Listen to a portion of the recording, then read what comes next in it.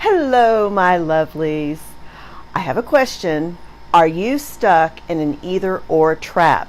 Now, I see this with a lot of clients where they're either my significant other is a Prince Charming, or he's a-hole,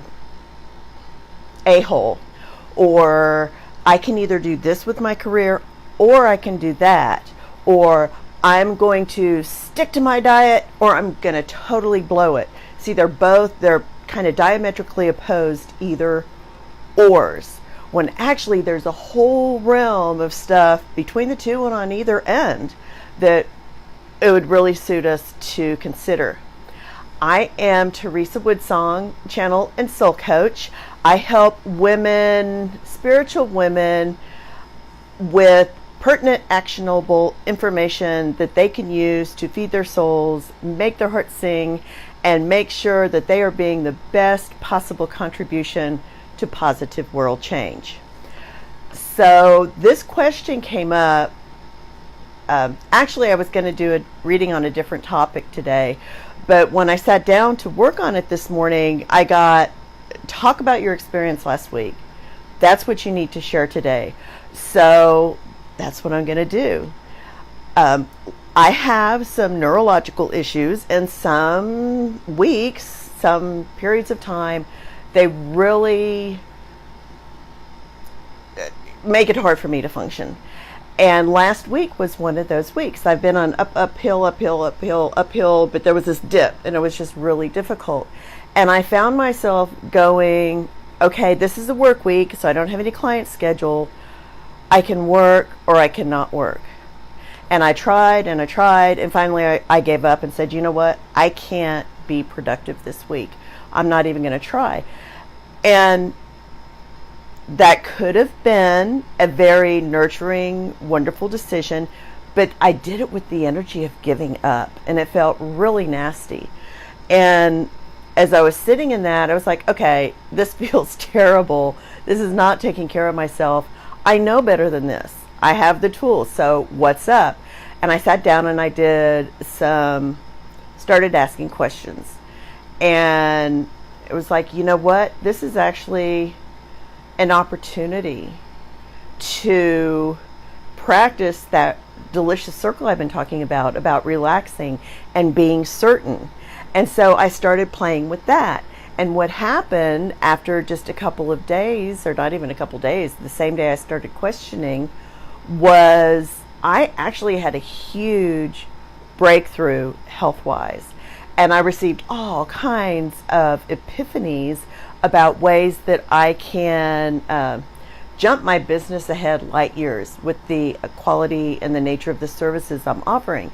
So I went from either I'm working or I'm not working to being in this kind of warm, fuzzy cocoon of being open to other possibilities. And I have to tell you, when I first started the inquiry, I was shown very vividly a map of the world with the line drawn down the middle.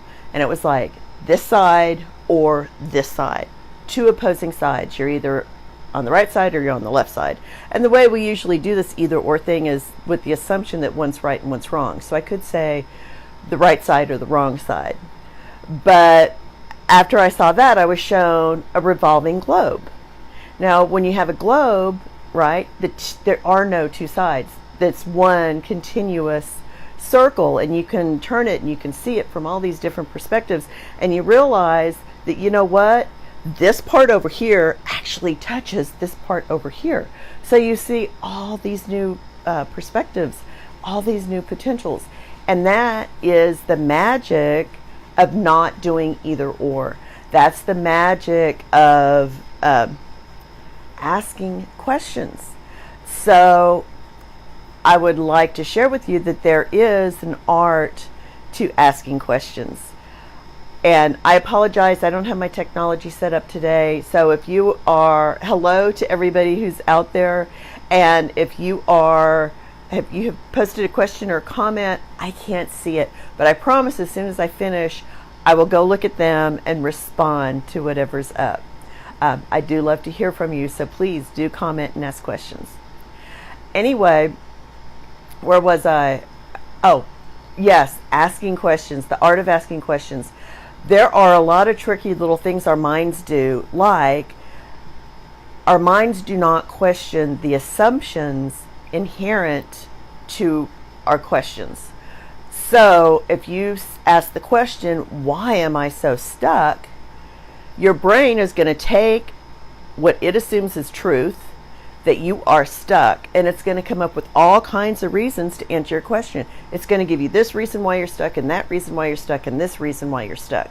So what happens when you ask a why question is you dig yourself in deeper to the situation that you want to get out of. So can you see why it's really important to be careful of the questions that you're asking and do it with awareness and due consideration? Now, I do have, when I was considering sharing all this information with you, I realized I have this little cheat sheet that I created some time ago on asking noble questions. And noble questions is a term I got from one of my mentors, and that is questions that with the underlying assumption of the best within you, that which is noble in you. So I've got a little cheat sheet that I would love to share with you. Go to theresawoodsong.com/noble and check it out. It will really help you ask empowering, pertinent questions that will open up the world of possibilities for you. So that is my reading, if you will, for today. And I'm really, really grateful to have had you here, and know I am, as always, sending huge hugs and brightest blessings.